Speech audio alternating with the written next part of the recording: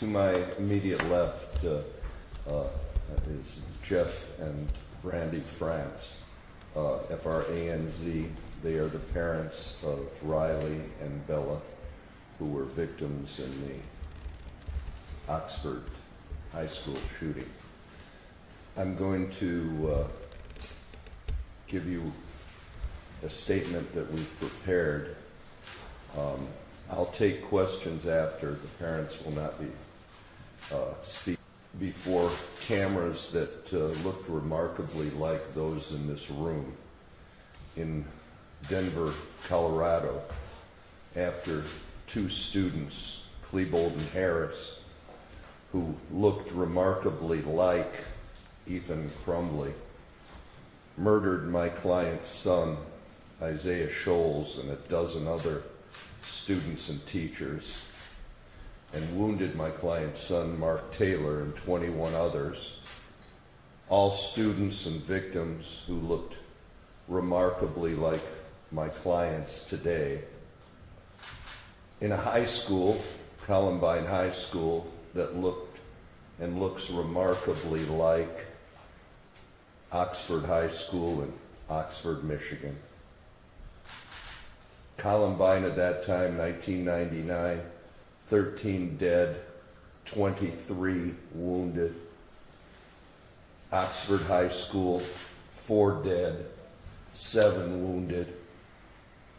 And between 1999 and Columbine and 2021 at Oxford High School, 304 fatal shootings in America's schools, 278,000 children traumatized as a result of the shootings in their schools, 298 schools like Columbine and Oxford High School involved, 20 years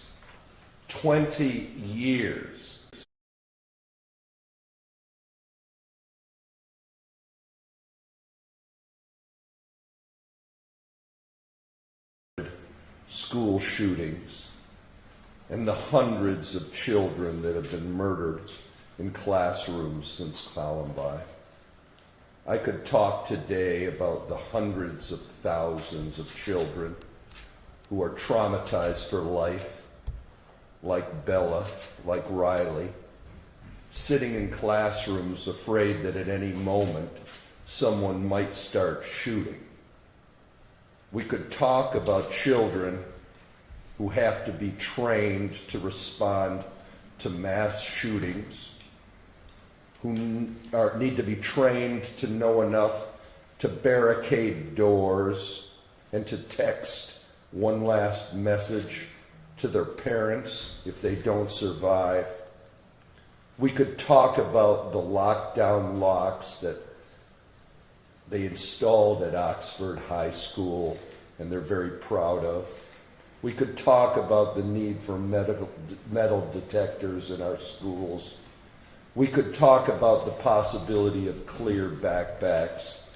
We could talk about turning our schools into armed fortresses. We could talk about the need for legislation. We've been talking for over 20 years, for God's sake. Some of us are tired of talking. I know I am.